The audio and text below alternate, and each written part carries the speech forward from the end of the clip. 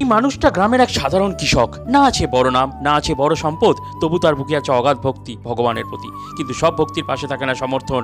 তার স্ত্রী রেগে কঠিন স্বরে বলে, রোজ রোজ দুধ নষ্ট করো, পাথরের কি খিদে পায়? এই কথাটাই যেন আগুন জ্বলে ওঠে তার মনে। সে হাঁড়িতে দুধ নিয়ে আবার মন্দিরের পথে রওনা দেয়, কিন্তু সে জানে আজ সে ফিরবে না বিশ্বাস ছাড়া।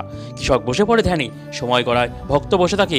এই অপেক্ষার মধ্যেই তো আছে ভক্তির আসল পরীক্ষা। একটি বিড়াল আসে, দুধের দিকে তাকায় সে, কৃষক তাড়িয়ে দেয়, না, এটা ভগবানের। সে বুঝতেই পারেনি এই রূপেই কেউ এসছে। ঠিক তখনই একটি কাক দুধের হাঁড়ির দিকে তাকাতেই ভক্তের ধ্যান ভেঙে গেল। হুশ, দূর হ, এটা ভগবানের। কাকটা উড়ে গেল। তারপর একটা ক্ষুধার্ত শিশু এলো, ফিসফিস করে বলে, একটু দুধ দেবে? কৃষকের মুখ কঠিন, সে ফিরিয়ে দেয় ক্ষুধার্ত শিশুটিকে।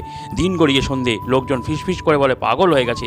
ভক্তির সঙ্গে যখন অহংকার মিশে যায় তখন চোখ বন্ধ হয়ে যায়। সারাদিন ধরে অপেক্ষা করে সে, ভগবান এলেন না। ভক্তির ধৈর্য ভেঙে যায়। এক মুহূর্তে দেরি না করে দুধ ঢেলে দেয় মাটির ওপর। আর তখনই বিড়াল, কুকুর সবাই মিলে দুধ খায়। যেখানে ভগবান পৌঁছাতে পারেনি সেখানে ক্ষুধা পৌঁছে গেল। রাত গভীর, হঠাৎ আলো, স্বপ্নে শিব দাঁড়িয়ে, মুখে মৃদু হাসি। শিব বলেন, তোর দুধ আমি খেয়েছি, তুই ভগবান খুঁজেছিস পাথরে, আমি ছিলাম প্রাণে। আজ সে বুঝেছে ভগবান আসেন কিন্তু চিনতে পারি না। ভগবান মন্দিরে নন, তিনি থাকেন ক্ষুধায়, দুঃখে আর মানুষের মাঝে।